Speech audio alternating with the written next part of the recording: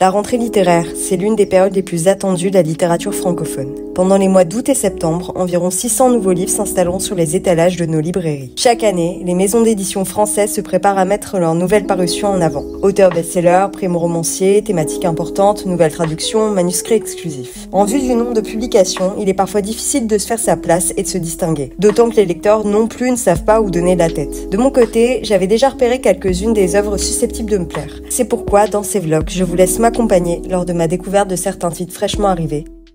On se retrouve aujourd'hui pour le deuxième vlog consacré à la rentrée littéraire. Et je ne pouvais pas être plus impatiente de vous retrouver aujourd'hui, puisque j'ai commencé hier soir l'une des sorties que j'attends le plus, c'est-à-dire Célèbre, de Maud Ventura. Dans ce livre, on suit Cléo, qui n'est pas encore célèbre mais qui sait qu'elle va le devenir. Elle en est persuadée et on va la suivre vers cette volonté de découvrir le luxe et la reconnaissance. J'ai lu un petit peu plus de 100 pages. Et au début, on la découvre sur une île déserte qu'elle a payée horriblement cher pour s'exiler des paparazzis et de tous ses fans qui ne cessent de la scruter. Grâce à cette introduction, elle arrive à revenir sur les souvenirs qu'elle a de son enfance et vers ce plan d'action qu'elle a construit dès son plus jeune âge pour devenir celle qu'elle est. Et on parcourt tous les détails, toutes les envies, toutes les choses qu'elle a décidé de mettre en place pour se faire remarquer. Avec beaucoup de sarcasme, beaucoup d'humour et ce piquant que j'aime dans la plume de Maud Ventura. Ici, vous voyez sûrement que j'ai mis des post-it. Les roses sont plutôt autour des tournures de phrases que j'aime beaucoup et les jaunes sont plutôt autour de tout ce que je trouve piquant, tout ce que je trouve acerbe dans la plume de Maud Ventura. C'est un livre qui est plein de rythme tout en étant assez en suspens. Ce sur quoi repose la plume de Maud Ventura, c'est surtout sur ses personnages. Ici, on est en plein dans l'esprit de Cléo, en la voyant régir son plan et mener ses petites actions. Pour arriver à cette ascension, on voit à quel point elle est détestable, et ce qui est assez génial, c'est qu'on prend plaisir à la détester. Si j'ai lu 100 pages en une soirée, ça vous laisse imaginer à quel point j'aime cette écriture. On s'en reparle dans le prochain plan.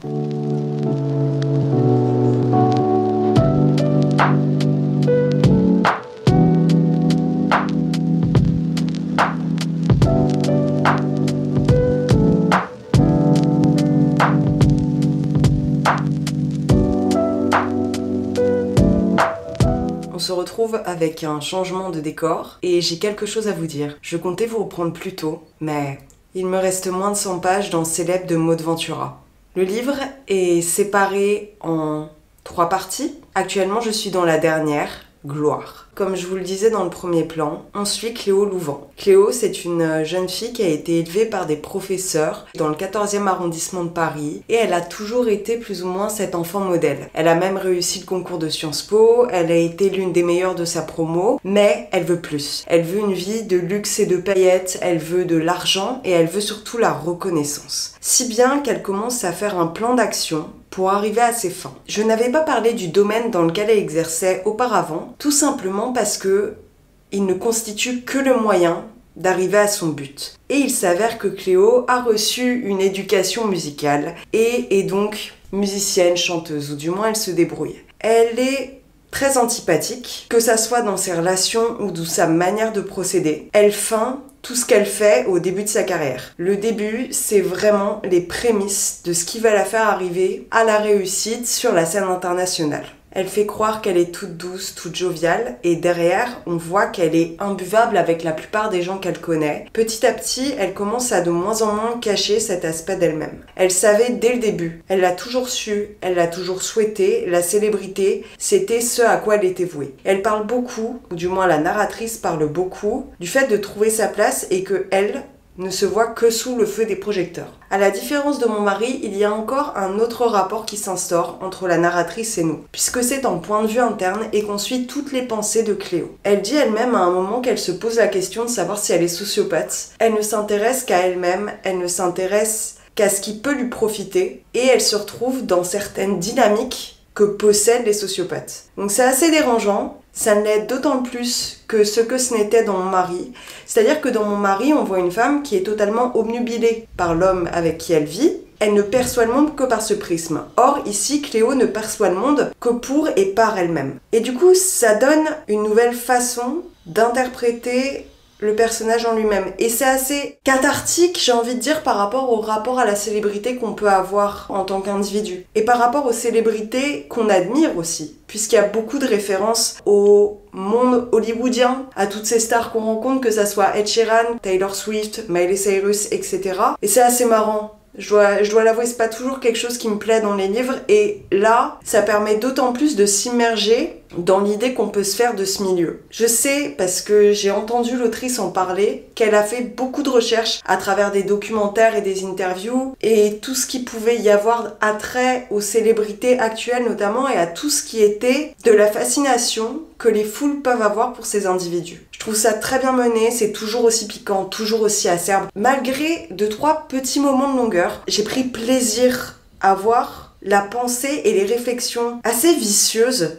de la personnage. Dans la 3e partie, on entre quand même plus vers la situation initiale où elle se trouve, c'est-à-dire sur une île déserte qu'elle a payé horriblement cher pour se retrouver seule. Et j'ai l'impression qu'il va y avoir un plot twist que je sens venir, mais à vrai dire, je crois que je m'en fous. J'aime voir les ficelles et la manière dont elle les tire, et à mon avis, elle va nous faire un épilogue assez salvateur comme ça a pu être le cas dans Mon mari. On en reparle tout à l'heure parce que là, je vais pas tarder à aller prendre le métro, et je pense que mon trajet va me permettre de le terminer. Peut-être que j'essaierai un petit peu infuser la pensée que j'aurais eue, mais on s'en reparle dans le plan suivant, et je pense que je pourrais commencer le prochain livre.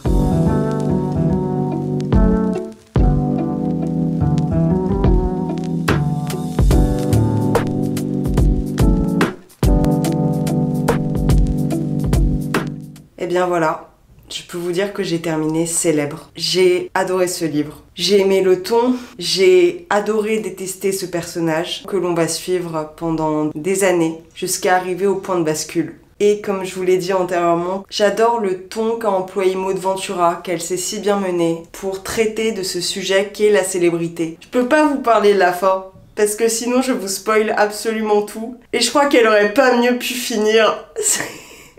J'ai trop ri. En fait, c'est pas le but, mais c'est un tel coup du sort. Ah, j'ai trop aimé. J'ai passé un trop bon moment. Que ça soit par les thématiques qui sont assez importante dans le milieu actuel, et je trouve qu'elle traite ça avec beaucoup de distance et beaucoup de cynisme et de sarcasme par son personnage ou par la narration en elle-même. En fait, c'est vraiment une satire de ce milieu, très très bien menée, et avec une plume dont on adore se délecter. Il ne se hisse pas à la même place que Mon mari, mais tout simplement parce que j'ai déjà lu l'autrice, et que j'ai déjà eu cet effet de choc à la première lecture. Pour autant, je ne peux que vous conseiller de le lire, j'ai passé un excellent moment, j'ai ri en accord avec le cynisme dont elle fait preuve, j'ai trouvé que son personnage avait quand même du fond, et vraiment une recherche dans la caractérisation. Je vous disais dans le premier plan, il me semble que l'atout de Maud Ventura, c'était à la fois de mener son intrigue, mais surtout se reposer sur ses personnages. Ça n'a pas loupé. Cette Cléo est détestable et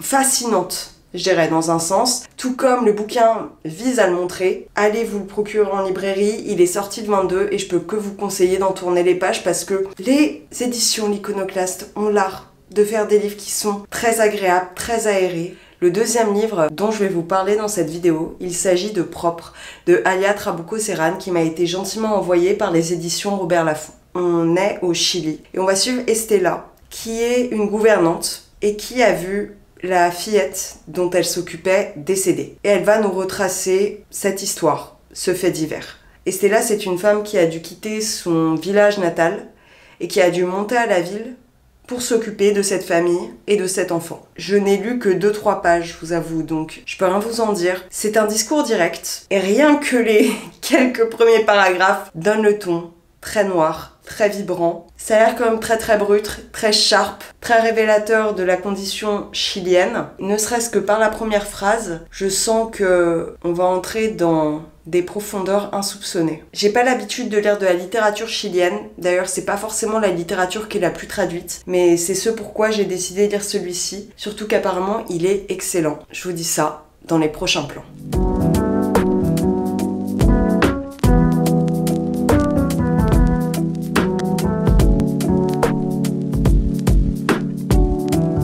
On se retrouve quelques jours plus tard et j'ai bien avancé dans Propre de Alia Trabuco Serran. On y suit Estela Garcia, qui est donc une femme qui est montée à la capitale chilienne pour avoir un emploi de domestique. Elle s'occupe donc d'une fillette. Et cette susdite fillette a donc perdu la vie et on la suit dans son entretien avec la police qui essaye de déceler le faux pour trouver le vrai. C'est un livre qui, de prime abord, de par sa couverture, a l'air tout de même léger et on ne s'attend pas à avoir une atmosphère poisseuse. Au dos, on lit un roman psychologique, haletant, angoissant et addictif à travers lequel notre époque se dessine, une société fracturée par les rapports de domination et d'argent où les uns vivent dans l'ombre des autres. C'est exactement ça. Je suis donc à quasi la moitié et on sent toute la pesanteur qui règne à cause des employeurs d'Estella. C'est-à-dire que pendant la première semaine où ils l'embauchent, ils ne connaissent pas son prénom, ils n'ont pas nécessairement envie de le savoir, ils ne lui demandent pas de CV. Elle est considérée comme la faire valoir, une moins que rien. Et il y a des phrases piquantes mais violentes, extrêmement violentes et extrêmement poisseuses encore une fois. Il y a quelque chose qui montre bien la scission des réalités entre ces deux sphères de la société. C'est-à-dire qu'Estella, elle essaye aussi de trouver de l'argent pour sa mère qui a des problèmes de santé et qui est restée au pays, du moins dans l'arrière-pays. Et c'est vraiment du mépris de classe qui règne de la part de ces gens. Et on voit la pesanteur égale sur les épaules de cette fillette. La place de la féminité, de l'épanouissement en tant qu'enfant, c'est-à-dire que cette gamine, elle est toujours à la lisière, j'ai envie de dire de la mort, puisque son père joue avec les limites. Il y a par exemple une scène où et on voit la mère qui se sent comme une starlette hollywoodienne et qui est allongée sur son transat à côté et qui regarde de loin. Et on se dit, mais quelle est cette réalité? Pareil, Estella est embauchée pour le réveillon et le nouvel an et c'est traité d'une telle manière de la part de la femme et de l'homme comme si c'était un privilège que de les servir en ces soirées-là. Et ce qui est extrêmement bien joué, c'est qu'elle le fait de façon très subtile. C'est jamais surligné et surabondant. Je vais vous lire une phrase qui pour moi est extrêmement représentative de tout ce que je viens de vous évoquer. Je ne me suis jamais rongé les ongles, ma mère non plus. Pour cela, j'imagine qu'il faut avoir les mains inoccupées. Ça en dit déjà beaucoup. Je vais le continuer et je vous fais un retour final d'ici quelques plans.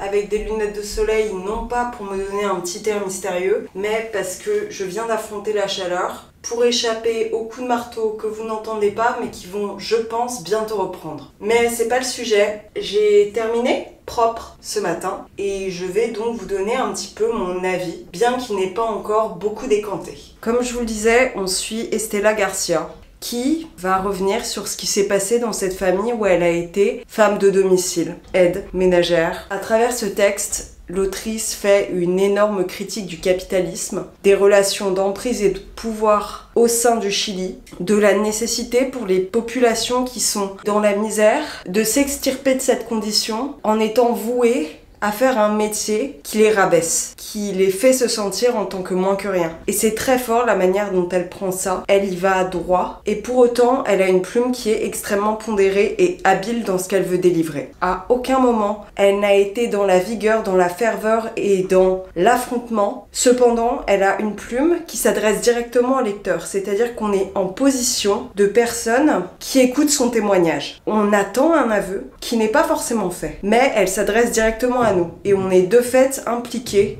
dans ce qu'elle nous raconte. C'est un livre que j'ai trouvé lent au début pour mettre toute cette intrigue en place, toute cette atmosphère. En ça, elle a vraiment réussi son pari. Cependant, je pense qu'on aurait pu enlever une vingtaine de pages, mais ce n'est qu'un avis très personnel puisque je trouve que dans son entièreté, ce texte a à donner quant à cette culture qu'on connaît très peu, notamment en Occident. J'ai aimé découvrir le Chili de cette manière. Je pensais vraiment qu'on allait se diriger vers des pensées ésotériques puisque c'est souvent ce qui est donné au regard de ces pays, mais ça n'a pas du tout été le cas. Il y a quelque chose de très englobant, de très enfermant, limite c'est un huis clos. Elle a une adresse directe au lecteur qui est assez impactante et entraînante, je dirais. Enfin, on reste vraiment avec elle et dans ce qu'elle nous délivre. Je mets juste un énorme trigger warning pour les violences animales parce qu'il y en a quand même 2-3 et que c'est pas toujours très agréable à lire, je dois dire. C'est tout ce que j'avais à dire dans mon petit épanchement. Maintenant, je vais juste vous évoquer le prochain livre que je vais lire sur NetGalley. Le livre que j'ai décidé d'entamer à la suite, il va être publié chez JC Lattès le 21 août, donc à l'heure où vous voyez cette vidéo, je pense qu'il sera déjà paru. Et il s'agit de Absolument et pour toujours, traduit de l'anglais, et qui est donc un livre de Rose Tréman. Je vais vous lire le résumé et je vous en reparlerai quand j'aurai commencé. Marianne Clifford, une fille adolescente d'un militaire rugueux et de son épouse superficielle, tombe absolument et pour toujours amoureuse de Simon Hurst, un garçon de 18 ans que son intelligence et sa beauté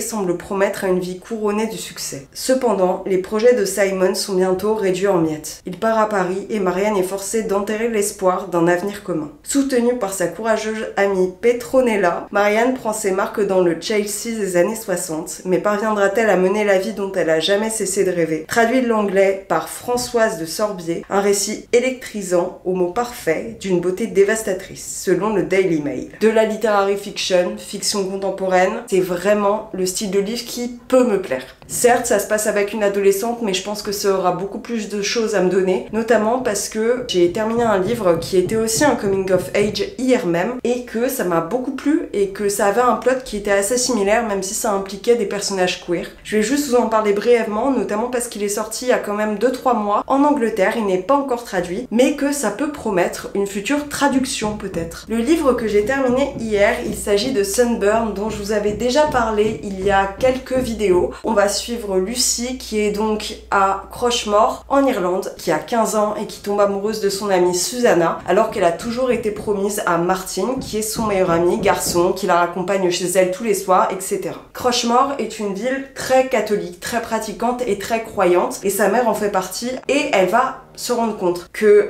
Lucy entretient une relation avec Susanna et ça va beaucoup dévier. Il y a des échanges épistolaires entre les deux femmes, il y a quelques longueurs, je dois l'avouer. J'ai eu un peu de mal au début puisqu'on prend le temps de nous mettre en place cette ville et cette atmosphère, mais au fur et à mesure du temps, on la voit évoluer, on la voit grandir et les lettres permettent de mettre encore plus l'emphase sur cette relation qui n'a pas forcément de sens au début et qui est à deux échelles. C'est un livre qui m'a beaucoup plu sur sa fin, je vous le conseille et j'espère qu'il sera traduit bientôt. Ça me donne vraiment des vibes assez similaires à Absolument et pour toujours que je vais bientôt entamer. Je vous retrouve à Dijon et on pourra en parler.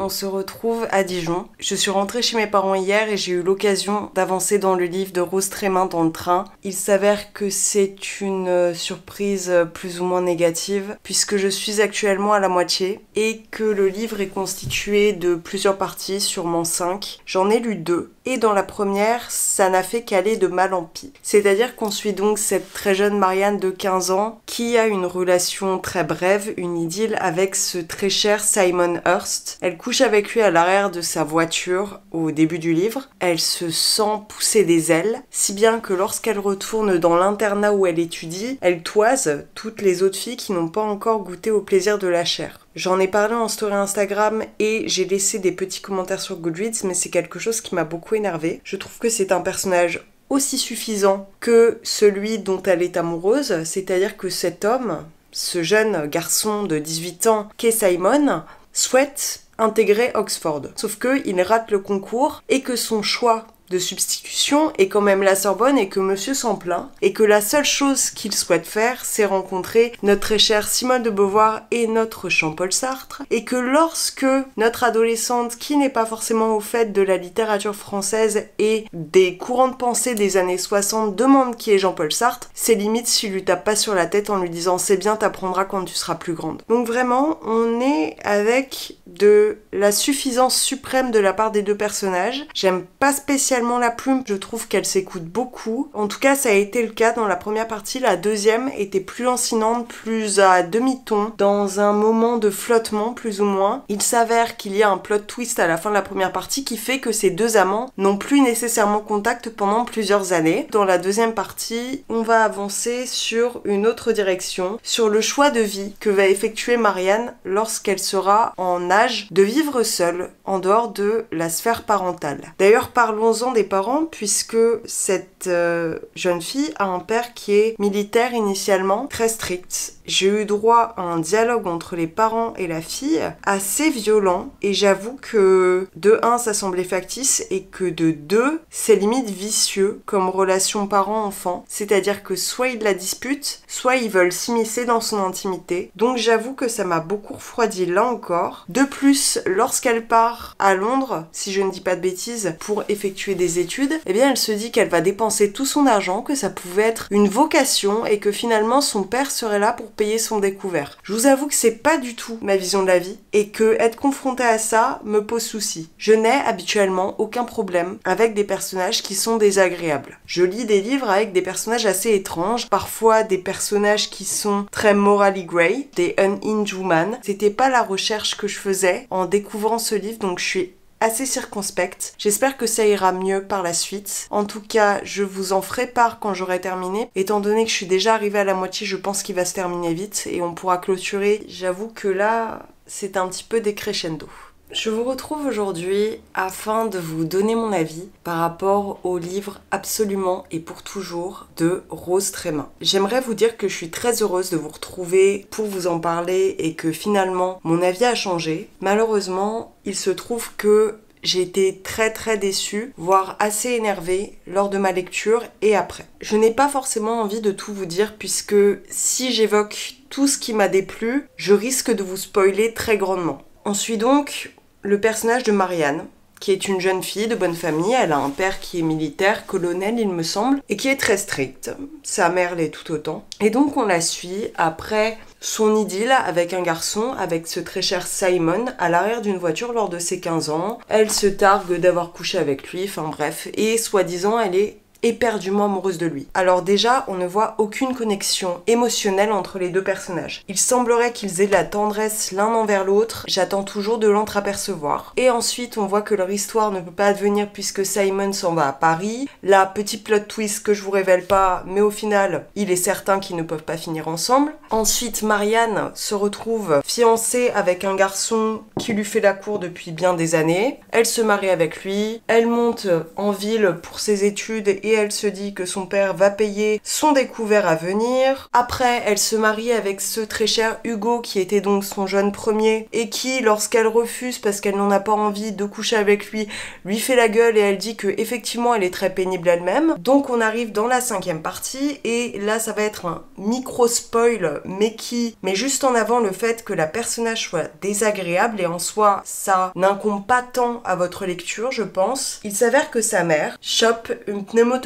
Sa mère est très vieille, donc l'un dans l'autre, ce n'est pas forcément une situation très souhaitable. Donc, elle ne va pas bien du tout. Et lorsqu'elle revient dans cette demeure où elle a grandi, la première chose à laquelle elle pense, c'est que sa mère n'a pas pu faire le ménage et que du coup la maison est dégueulasse, et que la femme de ménage n'est pas venue depuis des semaines, des mois même. La première chose qu'elle pense à faire, c'est appeler cette susdite domestique. Ça vous donne un aperçu d'à quel point ce personnage est désagréable, et en soi, je vous ai parlé de livres où les personnages étaient sciemment désagréables, où il fallait qu'on les déteste. Là, c'est pas le but. Là, en fait, l'autrice, elle a pas voulu qu'on n'aime pas Marianne. Elle voulait qu'on ait de l'empathie avec cette histoire et la fin ne tenait pas debout. Je comprends le principe. Franchement, si vous l'avez lu après avoir vu cette vidéo ou si vous l'avez lu même avant, faut vraiment qu'on en discute. Mais alors, pour moi, ce livre a été écrit par quelqu'un qui n'est pas woke et qui fait croire qu'elle l'est. C'est-à-dire que je me suis quand même renseignée sur l'autrice, elle a 81 ans, elle est assez reconnue en Angleterre, elle a même gagné pas mal de prix, notamment le prix Orange, elle a gagné des prix honorifiques en Angleterre, et il me semble qu'elle a eu le Femina étranger. C'est quelqu'un qui a quand même un bagage au niveau littéraire, j'enlève pas. Mais alors là, ça n'a pas du tout fonctionné, d'autant plus que l'histoire se passait dans les années 60. Moi, c'est une période qui me plaît beaucoup, j'aime beaucoup la pop culture qui y règne. Par contre, qu'on me sorte de la pop culture à tort et à travers sans que ça n'apporte au récit, ça ne fonctionne pas. Ça n'a aucun but, ça n'a aucun sens. Elle faisait du name dropping d'auteur. À un moment, la personnage principale décide de se mettre à écrire parce que Simon essayait de devenir écrivain et il a un peu raté. Et qu'elle, elle se dit, mais moi aussi j'ai la capacité d'écrire. Et après, elle te fait du name dropping en disant, mais ouais, mais je sais que je suis pas à la hauteur des auteurs reconnus.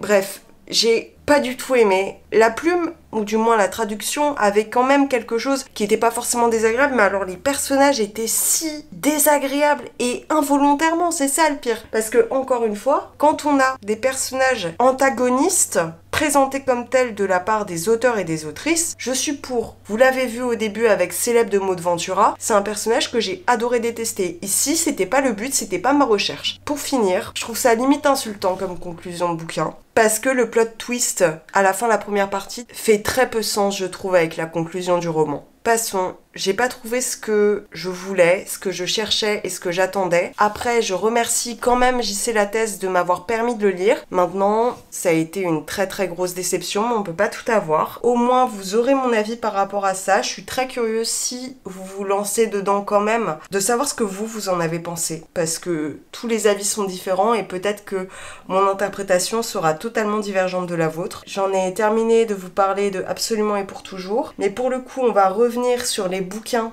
que j'ai lus antérieurement et on va pouvoir en parler et ça va me permettre de conclure ce vlog avant de vous retrouver dans le troisième. Antérieurement dans cette vidéo, vous m'avez donc vu lire Célèbre de Maud Ventura que j'ai tout bonnement adoré. J'ai adoré la plume de Maud Ventura, j'ai adoré cette histoire, j'adore de toute manière les éditions L'Iconoclaste et ici ils ne m'ont pas déçu. Certes, je n'ai pas eu le coup de cœur que j'ai eu avec mon mari, mais elle a très bien traité son sujet. Elle a réussi à donner beaucoup de profondeur et beaucoup de matière au personnage de Cléo Louvan qui est très très antipathique. J'ai trouvé qu'il y avait énormément de cynisme, de sarcasme et que le sujet de la célébrité était très bien traité. Avec quelque chose d'assez cathartique, je pense, pour le lecteur et la lectrice. Encore une fois, j'ai énormément ri à la fin, mais par cynisme. J'ai passé un excellent moment. Et c'était empreint d'humour noir, ce qui n'est absolument pas pour me déplaire. Ensuite, le deuxième livre que j'ai lu pour cette vidéo, il s'agit de Propre de Alia Trabuco-Zeran. On suit donc Estella, domestique, qui vient de voir mourir la fillette dont elle s'occupait. Et ça va surtout être une critique sociale du Chili et des rapports de domination et de classe entre les individus, de niveau de vie et de ces populations qui sont précaires et qui sont vouées à le rester. La plume est prenante et englobante et envoûtante. Elle est très sombre, très noire. Pour autant, et malgré le pitch que je viens de vous citer, il ne s'agit pas d'un thriller. Ne vous attendez pas à des retournements de situation. Ne vous attendez pas à de l'action. C'est vraiment une confession, puisqu'on a la sensation d'être face à cette accusée qu'est Estella. Et j'ai trouvé ça excellemment exécuté. Je pense que la fin nous laisse quand même avec quelque chose de très ouvert, qui prête à la réflexion après lecture. On n'a pas forcément toutes les réponses à nos questions, je le redis ici, mais il y a de la maltraitance animale, donc si c'est quelque chose qui vous dérange, je vous dirais de faire quand même attention à vos émotions, mais pour autant, j'ai beaucoup aimé ma lecture. Et puis enfin, le dernier livre que j'ai lu, comme je viens de vous en parler pendant 10 minutes, à en faire une diatribe, je ne vais pas me pencher dessus, il s'agit de Absolument et pour toujours de Rose Trémin, qui est jusqu'alors le premier livre que je n'aime absolument pas dans cette rentrée littéraire et j'espère que ça sera le dernier. Pour autant, je tiens à remercier JC Lattès de m'avoir permis de lire ce livre sur NetGalley et j'espère que les prochains que je lirai me plairont davantage. Sur ce, je vous laisse ici pour ce deuxième vlog consacré à la rentrée littéraire. J'espère qu'il vous a plu. On se retrouve dans le troisième. Sur ce, ciao.